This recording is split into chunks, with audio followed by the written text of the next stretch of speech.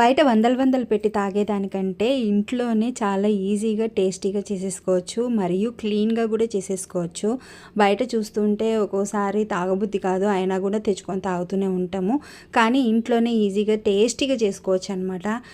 ఇప్పుడు ఎండల కాలం కాబట్టి ప్రతి ఇంట్లో మామిడికాయలు ఉంటూనే ఉంటాయి. మామిడికాయ ఇష్టపడని వాళ్ళైతే ఎవరు ఉండరు. ఇవి మామిడికాయల పేరు చాలా గమ్మత్తుగా ఉండదు, జాబిల్లి అంట ఈ మామిడికాయల పేరు. అమ్మే ఆమె అయితే చెప్పింది.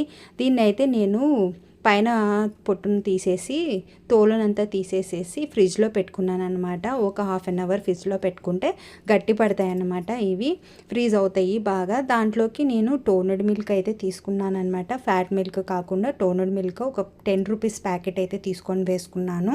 ఇద్దరికైతే పర్ఫెక్ట్గా సరిపోతాయి నేను చేసిన ఈ జ్యూస్ అనేది. ఇందులోకి 2 స్పూన్ల వరకు చక్కెర అయితే వేసుకున్నాను. ఒకవేళ చక్కెర ఇష్టపడలేకుంటే, ఒకవేళ మీరు ఇంకా హెల్తీగా తాగాలనుకుంటే ఇందులోకి హనీ కూడా వాడుకోవచ్చు మీరు.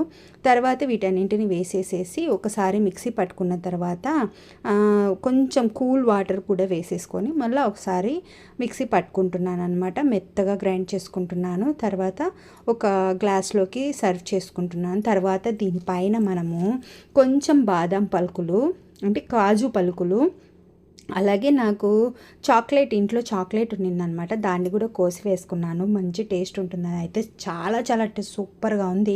5 రూపీస్ పెట్టినా కూడా 10 రూపీస్ డైరీ మిల్క్ ప్యాకెట్స్ వస్తాయి కదా, అది తెచ్చుకున్నా కూడా మనం దీనిపైన స్ప్రింకిల్ చేసుకోవచ్చు అనమాట. చాలా బాగుంది. తాగినట్లయితే ఒకసారి మీరు తప్పకుండా ట్రై చేసి చూడండి.